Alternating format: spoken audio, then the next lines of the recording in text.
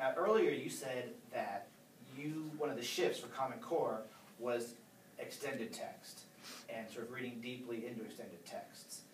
How do you use your extended text in order to teach those Common Core standards that require kids to be able to retell a story, compare and contrast, those types of skills? Well, for example, I used the snowy day, and we've done many things for about 3 weeks with the snowy day. For example, we did sequencing. So the students would draw a picture, and then we took their pictures and put their pictures in order according to the story. So that would be teaching them, like you said, the standard that says to retell a story, and they're putting them in order. Correct. Okay. And what about helping students compare and contrast? We did a Venn diagram. We were comparing and contrasting a setting. So the students would also draw a picture, and they could draw either something that happened inside the house, both, or outside the house. Inside the house, both, or outside the house. Okay. And what about adjectives? They have to learn how to describe things. How did you use the textbook to do that? Or not the textbook, but the story. We use the story by actually comparing characters and using describing words to compare characters. So each student had to draw a picture of themselves, as well as Peter, who is the main character in the snowy day.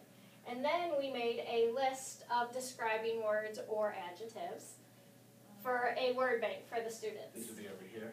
They were able to use those words or words they came up with on their own. And they were given at least 5 words they needed to pick to describe themselves and to describe Peter. Okay. Now, you did this in the context of Writer's Workshop.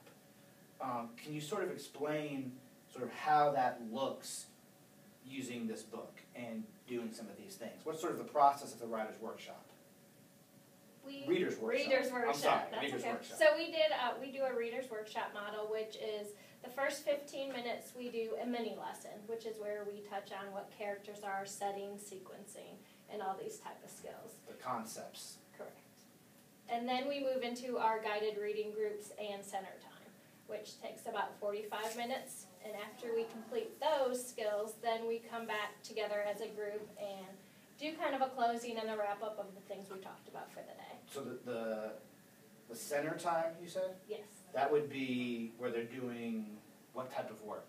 This is when groups are meeting with me Okay. and reading their books on their reading The levels. center time. And actually we're going to see a video of that, and you're going to walk us through what that looks like. Yes. So you do the big mini lesson, they do their centers with guided reading, and then they do a closing. Correct. So when would they be doing these activities? These activities all take place during the mini lesson. During the mini lesson. Okay, which is a whole group A whole activity. group. Excellent. Thank you very much.